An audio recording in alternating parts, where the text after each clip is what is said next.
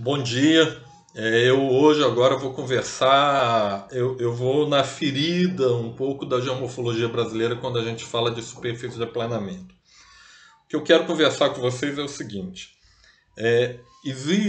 tem superfície de aplanamento no Brasil? Olha, isso é debate. Embora a gente tenha tido todo o trabalho do King, do Absaber, do Bigarella, vários autores importantes que falaram de superfície do aplanamento, de aplanamento. Depois o Roberto Valadão, professor da UFMG, retoma o assunto. Isso não é muito pacífico na geomorfologia brasileira.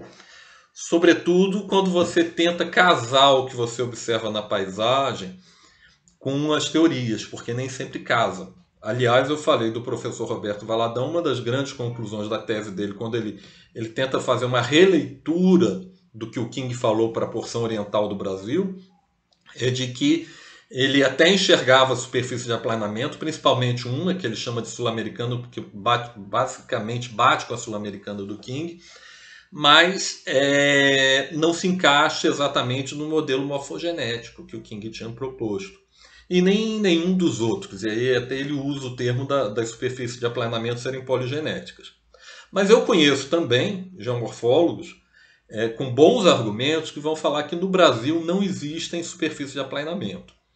De fato, se você fizer uma comparação com o que você encontra no Sahel, na África, em algumas regiões, o que a gente chama de superfície de aplanamento está muito segmentado em altitude, não tem uma dimensão tão grande, não tem as características tão clássicas de superfície de aplanamento. E aí vem a pergunta.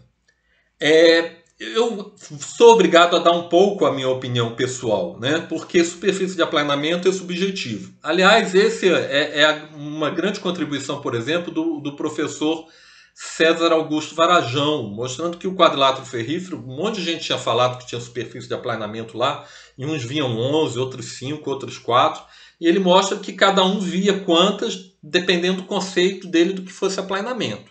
Então, um cara que considerava que para algo ser uma superfície podia ter no máximo 10 metros de desnível, ele ia ver muito mais superfície do que alguém que considerava que até 100 metros de desnível poderia ser resultado de um mesmo processo de aplanamento. Entendem? Então, é muito subjetivo, depende muito do conceito. Bem, a minha experiência prática, quando eu penso superfície de aplanamento como algo regional, algo que ocupa uma região ampla e que erode dentro do mesmo nível, independente do tipo de rocha que está ali, né, consegue aplanar, mesmo que aqui seja um granito gneiss, aqui um xisto consegue aplanar, arrasar tudo na mesma altitude. Eu vi muito pouco no Brasil e eu acho que está muito restrito à área do semiárido brasileiro, né? Muito restrito à área do semiárido brasileiro. Fora do semiárido brasileiro, superfícies erosivas de expressão realmente regional e que me convencessem como sendo o processo de um longo período de aplanamento sobre um mesmo nível de base, atravessando indistintamente as rochas, eu não observei, no meu conceito subjetivo. Tem vários autores que falam que tem.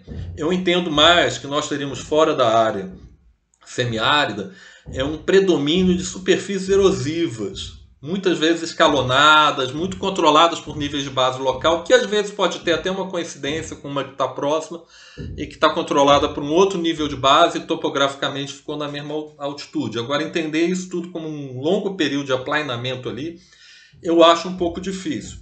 Isso não quer dizer que não tenha ocorrido esses longos períodos de aplanamento. Só que a tectônica da região sul-sudeste do Brasil, né, o surgimento da borda da Bacia do Paraná, Serra do Mar, Mantiqueira, isso tudo, desmontou isso da paisagem. Né? Ou outros processos de mudança climática mais úmidos, isso tudo também desmontaram da paisagem. Então eu quero deixar bem claro que eu não nego que possa ter existido em outras regiões do país. Agora, é difícil de me convencer que aquelas pequenas superfícies erosivas, no passado, tudo teriam sido uma ampla superfície plana, que depois foi segmentada, e restou um pedaço aqui, outro aqui, e que isso daqui foi o mesmo processo de aplanamento, eu acho difícil. Onde eu vejo com alguma continuidade superfícies aplanadas, realmente é no semiárido brasileiro. Aí no semiárido eu consigo entender. E quando eu falo isso, eu também não estou me filiando à teoria do Milot, nem do King, nada disso que falou da importância do clima semiárido. É apenas uma constatação empírica, né, onde eu vejo algo que dá para entender como uma superfície de aplanamento. E se você pegar essas grandes teorias, como a do King, que vai falar das 5 superfícies, né, Gondwana, pós-Gondwana, Sul-Americana, Velhas e Paraguaçu, a única, né, dessas que eu entenderia, que eu consigo ainda ter uma visualização, seria a Sul-Americana, casando com o que o King falou.